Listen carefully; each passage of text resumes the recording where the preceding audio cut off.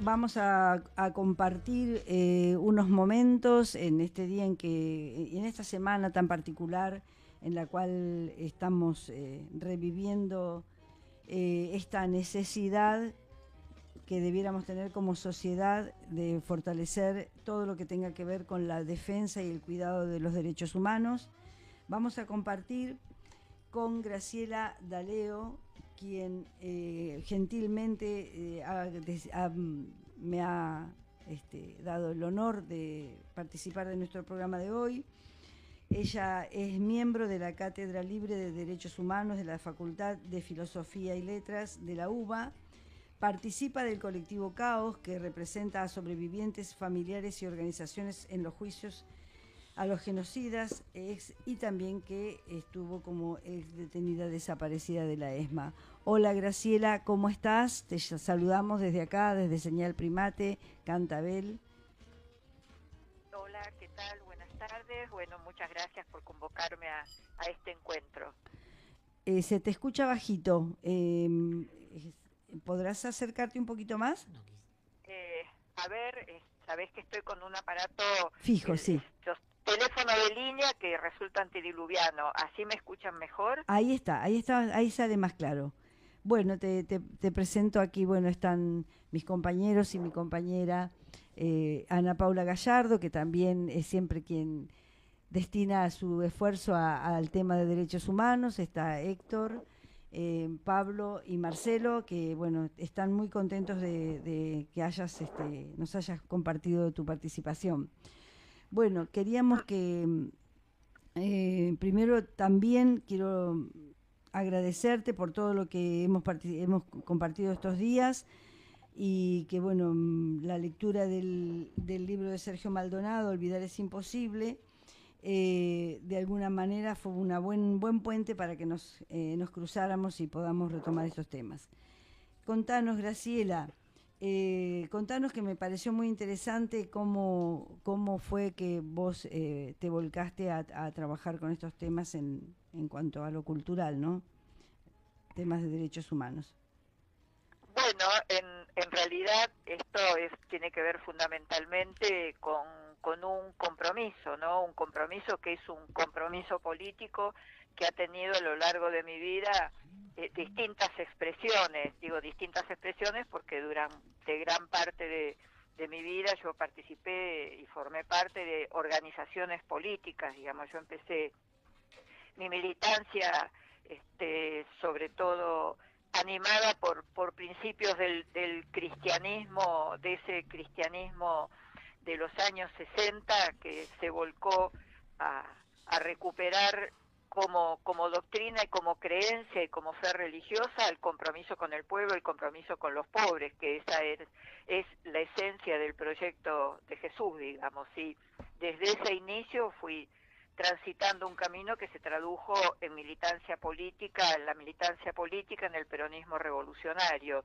Y ya después de haber atravesado en la década del 70, digamos a partir de octubre de 1978, 77, que me secuestraron y permanecí 1 año y medio secuestrada en la Escuela de Mecánica de la Armada, uno de los campos de concentración que instaló la dictadura genocida en nuestro país. Una vez que salí en libertad, estuve, digamos, durante varios años en el exilio, y ya en el exilio empecé a involucrarme en esta línea de compromiso político, de compromiso ético, de compromiso social con nuestro pueblo y con nuestros pueblos, digamos, que se enmarca, digamos, en el paradigma de los derechos humanos, que tiene un contenido efectivamente profundamente político. Digamos, cuando volví al país, eso se tradujo en mi condición de ser testigo en los juicios que empezaron a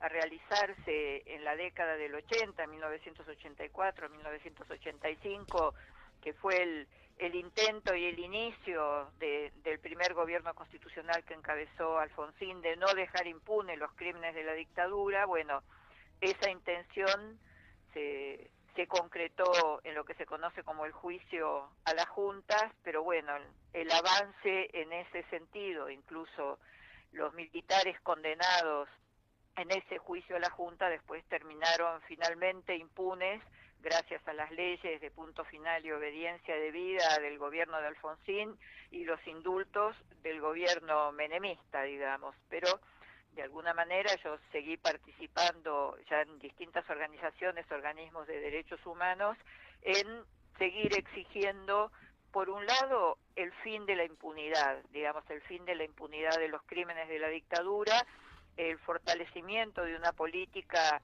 de la construcción de una memoria de nuestro pueblo de aquellos años, de construcción y de averiguar la verdad efectivamente de lo que había sido la dictadura, y que después eso se amplió todavía más en un compromiso, digamos, por la vigencia, el respeto y el pleno ejercicio de todos los derechos humanos para todo nuestro pueblo, digamos.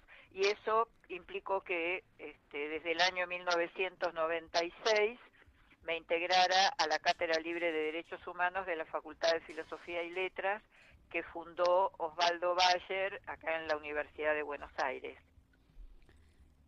Osvaldo Bayer y su lucha incansable por la defensa de las tierras patagónicas y de nuestros habitantes del sur. Exactamente, sí. Ahí en vamos. realidad también un luchador por todos los derechos humanos para todos los pueblos, y que ha tenido acá en nuestro país, en nuestra patria, él ha sido un abanderado y el que puso gran parte en el centro de la escena, de la historia, de la política y de la lucha, la memoria de aquellos obreros patagónicos asesinados por los apropiadores de las tierras patagónicas a principios del siglo XX, y que continuó después hasta el momento de su muerte, ¿no? Y bueno, y Osvaldo sigue siendo un foro para todos los que luchan, para todos los que luchamos y asumimos un compromiso con nuestro pueblo. Y ahí es donde toma un pequeño punto de encuentro con quien luego fuera desaparecido y muerte después de esa desaparición, que fue Santiago Maldonado, ¿verdad?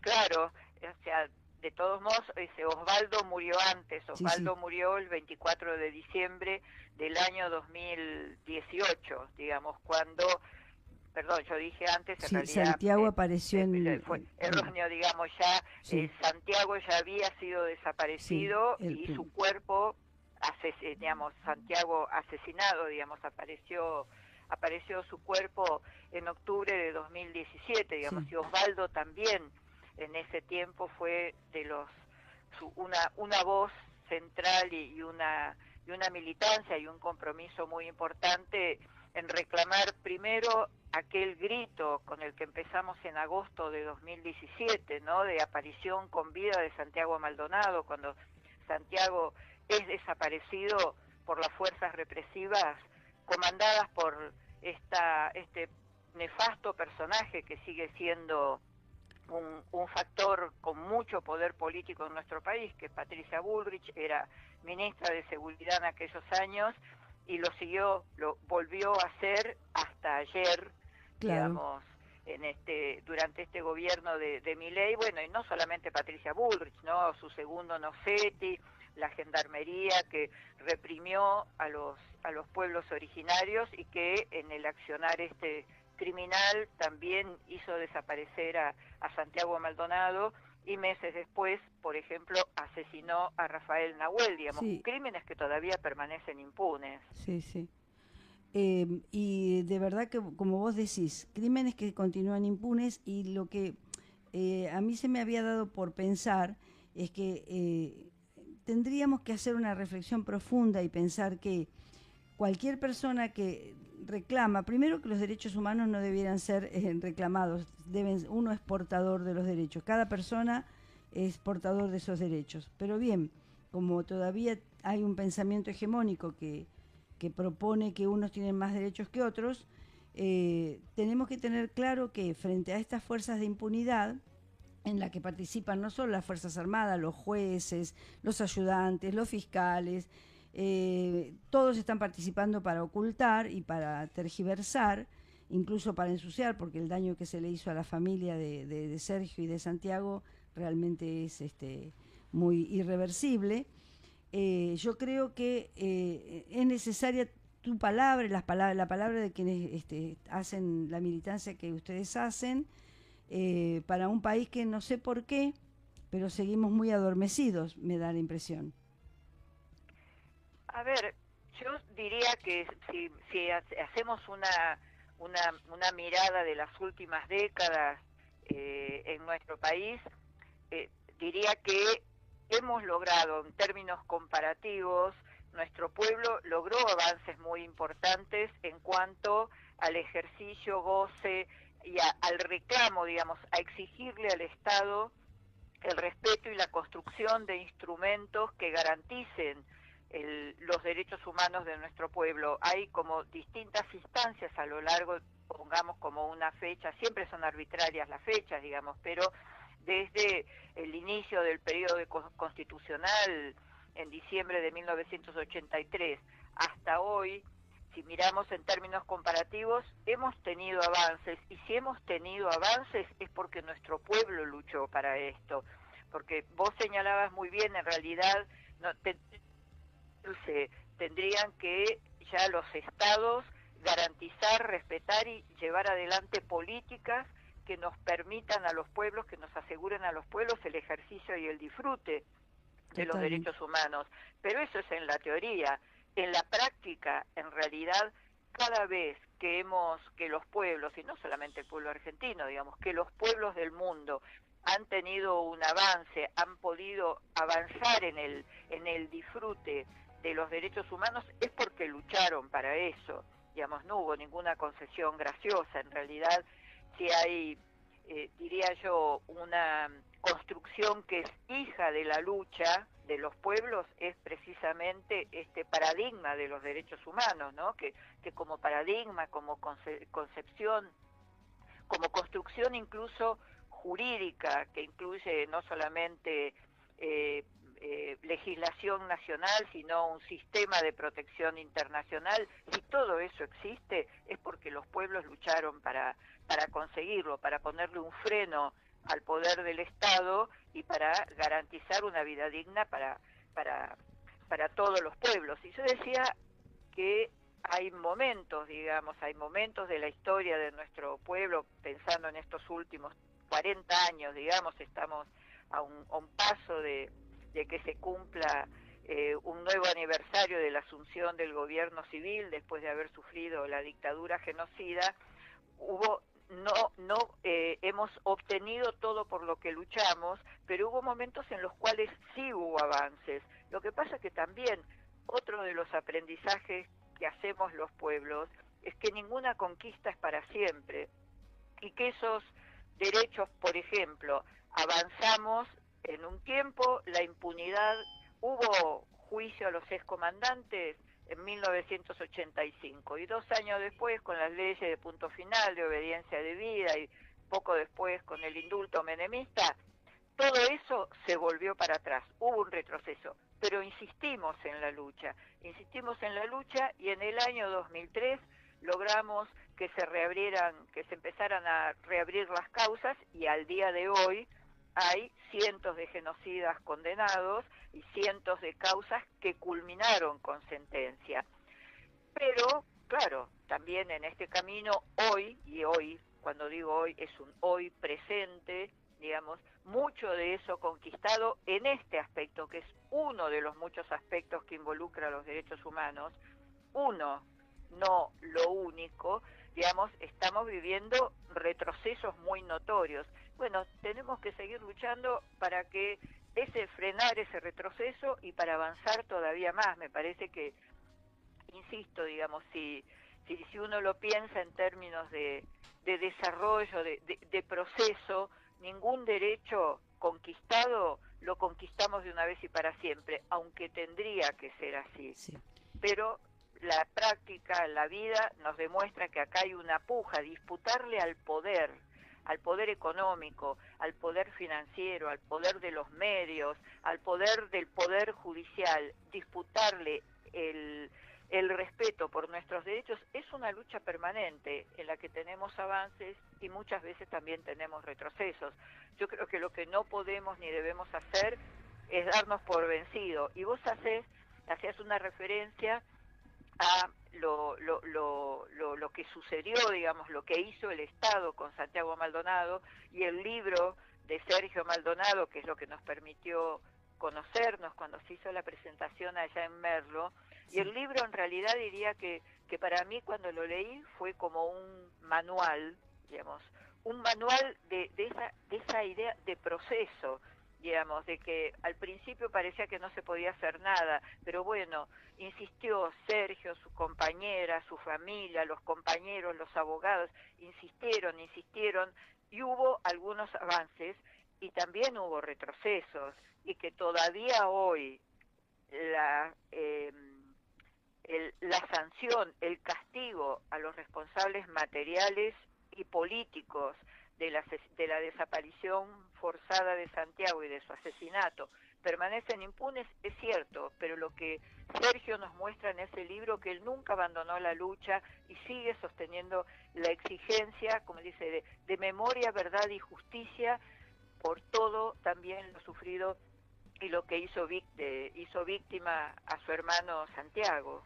Graciela, buenas tardes. ¿Cómo estás? Ana Paula habla. Hola, ¿qué tal? ¿Cómo estás? Acá, orgullosa egresada de Filosofía y Letras. Sí, así que digo, hay un conocimiento de la Cátedra Libre de Derechos Humanos, la verdad que es también uno de los estandartes de la universidad y todo el trabajo que hacen ustedes. ¿Sabes qué quería preguntarte? Digo, hay una mirada interesante en esto de justamente ampliar la noción de los derechos humanos, que si bien en nuestro país tiene una particularidad que está muy asociado a las banderas de memoria, verdad y justicia, justamente por todo lo que hicieron, ¿no? Los organismos, abuelas y madres de Plaza de Mayo, organismos en general, hijos, pero cuando uno habla de derechos humanos es mucho más amplio, ¿no?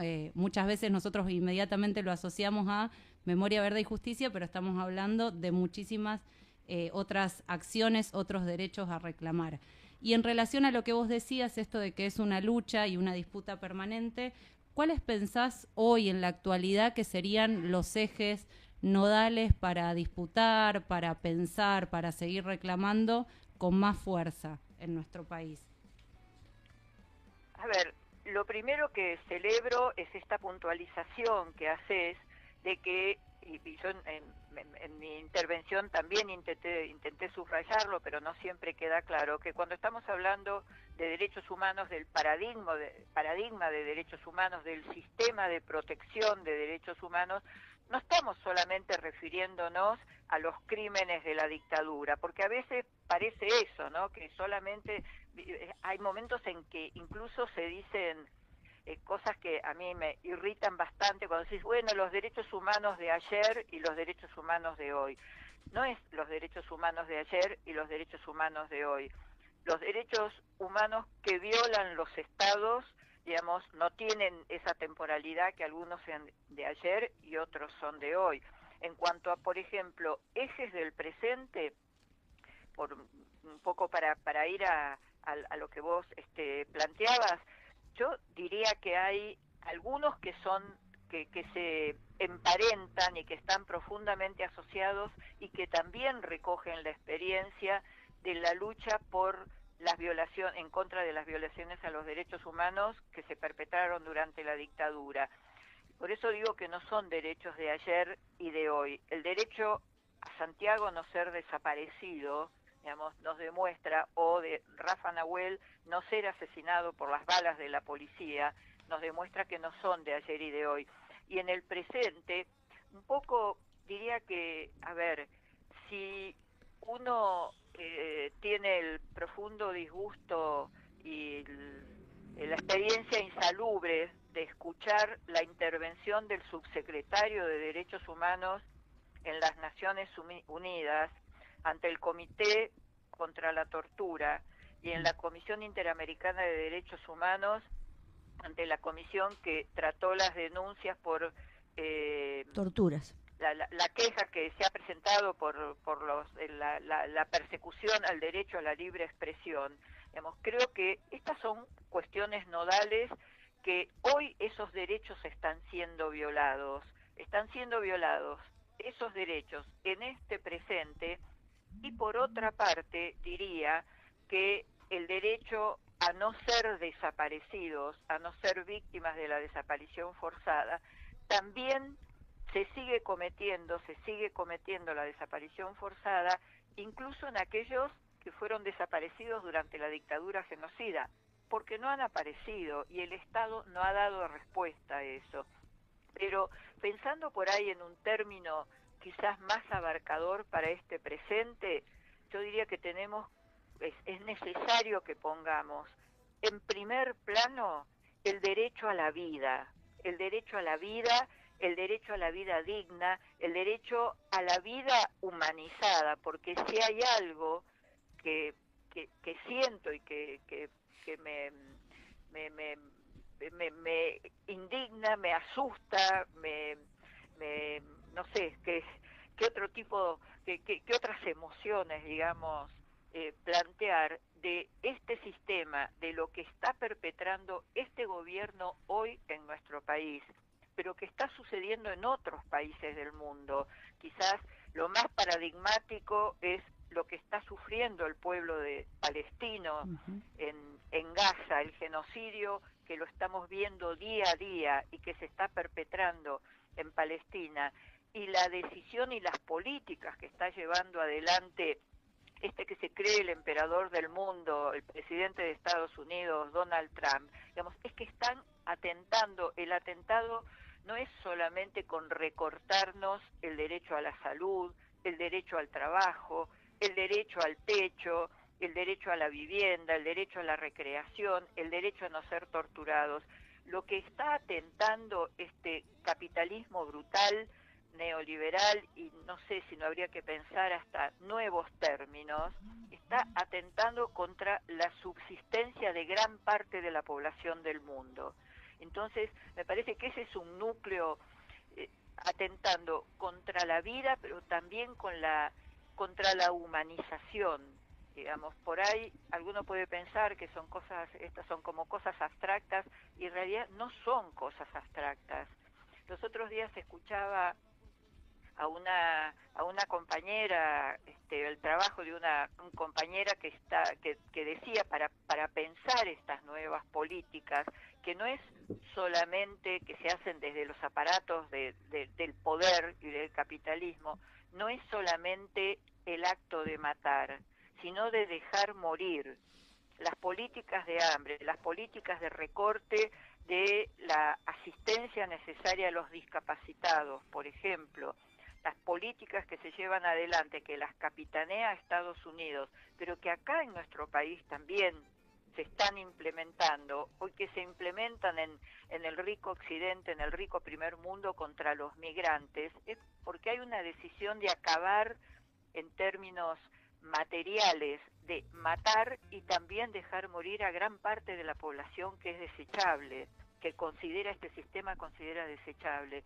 Me parece que ese es un núcleo muy profundo y muy fuerte en el cual tenemos que centrarnos, que pensar. Me parece que es necesario pensar también desde esa perspectiva hacia dónde enfocamos nuestra lucha por los derechos humanos, todos los derechos humanos para todos. Pero insisto, creo que quizás, no sé, como en momentos de grandes conmociones mundiales, lo que está en juego hoy entre todos los derechos humanos que están en riesgo y que están siendo vulnerados está el derecho a la vida. Ahí, Graciela, ¿cómo estás? Estamos hablando con Graciela D'Aleo. Graciela, mira, vos hablabas de alguna cuestión central que tiene que ver con el derecho a la vida, ¿no? Hay algunos elementos centrales que para analizar para largo extendido, porque bueno, nosotros venimos de un proceso, más allá de que ya pasaron algunos años, un proceso diríamos así, de progresismo muy grande en nuestro Latinoamérica o el Cono Sur, y que eso de alguna manera entró en quiebre. Yo te pregunto a vos en general, vos decías en términos de que se reabrieron las causas en el 2003, el proceso de Néstor y de Cristina fueron procesos de fuerte desarrollo social, humano, más en términos de derechos humanos. Y también decías algo clave, que tiene que ver que tiene que haber un pueblo movilizado en torno a los derechos humanos. ¿Vos qué crees o cómo pensás brevemente que estaría faltando poder centralizar, por lo menos en nuestro país, esta idea de la condición humana, ¿no? Centralizar la idea de que el derecho a la vida tiene que ser un derecho universal. No sé si fui muy amplio, pero si brevemente podés tirar 2 o 3 cositas que necesitaríamos o para pensar un proyecto de esas características en nuestro país. A ver, confieso, entiendo que me decís brevemente, porque yo sé que soy muy larguera. No por eso, sino por el tiempo de la radio. Pero pero me encantaría seguir hablando porque la verdad que te venía escuchando y no quería interrumpirte. Pero me parece sumamente interesante poder discutir esto, ¿no? Porque vos decís, tanto Ana como vos plantearon algo que es central. La cuestión de los derechos humanos no es solamente la cuestión de la memoria y la justicia en términos de lo que pasó en el golpe genocida de 1976. En todo caso, la reivindicación en términos de los derechos humanos de ese periodo tiene que ver con un proceso popular que tiene que recordar, que tiene que tener memoria de lo que pasó y que también hay una cuestión central, esto opinión personal, había un sector importante o por lo menos un sector que legitimó el golpe de Estado, entonces sin memoria popular estas cuestiones pueden volver a pasar, más que nada por eso te decía.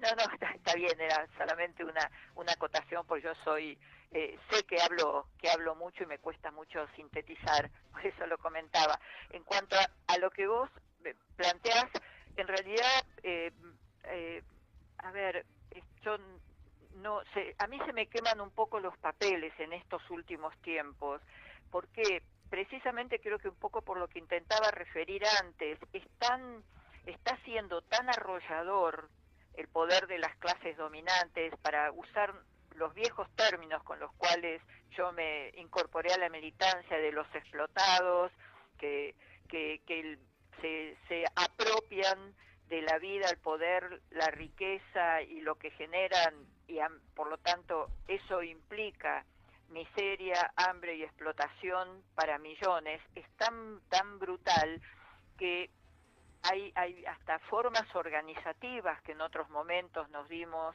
los pueblos que están resultando insuficientes.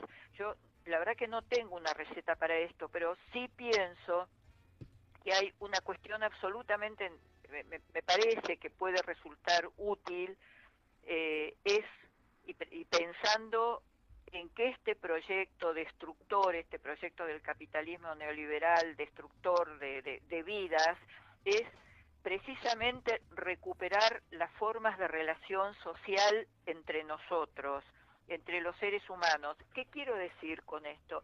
Quiero decir que, y no porque quiera retroceder en relación a la tecnología, pero me parece que la relación humana y la relación social, el juntarnos con otros y el pensar junto con otros, y que no sean las pantallas las que piensen por nosotros, y que no sean los medios de comunicación de las empresas dominantes las que piensan por nosotros, es una forma modesta, humilde, pero me parece necesaria para poder recomponer, digamos, fuerzas desde el campo popular y recuperar, digamos, mucho de aquello que en este presente nos está siendo arrebatado, porque pienso que si hay un rasgo central de lo humano, de la humanidad, es la relación de unos con otros. Yo pensaba que no debe ser casual que muchas de las políticas represivas que está implementando este gobierno, como otros gobiernos del mundo, apuntan precisamente a profundizar la fragmentación que existe entre nosotros. ¿A qué me refiero? Por ejemplo, insistir en que cada uno se arregle como sea y que todos somos emprendedores y patrones de nosotros mismos, y hasta el desdibujamiento de formas de trabajo que implicaban concentración de personas, juntarse. En una fábrica se juntaban varios, en una escuela se juntaban varios, docentes y alumnos. Ahora nos encontramos con que la reforma educativa que está pretendiendo imponer este gobierno es mandar a los pibes a su casa y que prácticamente no existan más las escuelas, y que cada uno se dé su propio gobierno.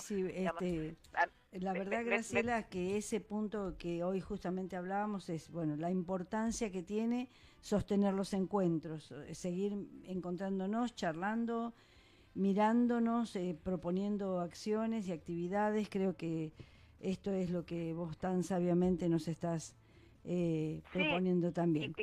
Y cuando yo decía que por algo, evidentemente en ese juntarnos se produce una dinámica y una potencia que ellos, las clases dominantes, lo saben. Por eso hay tanta insistencia en impedirlo. Sí, en la fragmentación también. Por ejemplo, con la represión, lo que es esa insistencia de disolver nuestra presencia en el espacio público, de disolverlo con amenazas, con palos, con gases, con balas, tiene que ver con que en el encuentro hay una potencia transformadora.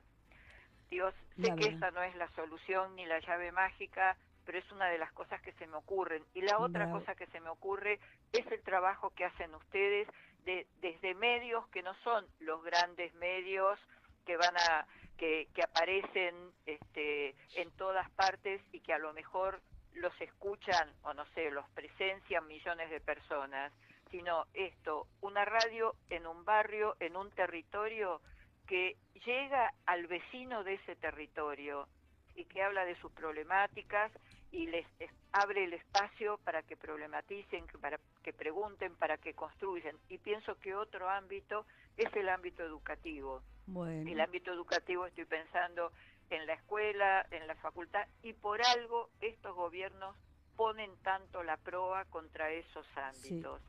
No, la verdad, Graciela, que queremos agradecerte el hecho de que reconozcas nuestra tarea desde esta radio tan humilde, más que no solo por las palabras, sino por todo este tiempo que nos has dedicado, y que seguramente repetiremos. Ahora creo vamos a tratar de conseguir que también Sergio participe con nosotros también, y en algún momento trataremos de organizar algo más, porque ya la directora del CIE de Merlo me lo pidió. Así que bueno, en algún momento voy a volver a molestarte, y acá mis compañeros seguro que me van a apoyar en eso. Te queremos agradecer enormemente. No sé si alguno de ustedes quiere hacer algún otro aporte, o si vos o si ya considerás que es suficiente.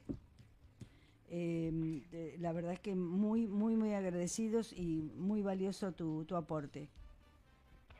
Les agradezco muchísimo haberme permitido compartir este espacio y bueno, y a disposición para lo que consideren útil, y que continuemos haciendo estos intercambios que nos humanizan y nos dan fuerza y potencia para seguir. Muchas gracias, Graciela. Muchísimas gracias, Graciela. Hasta pronto.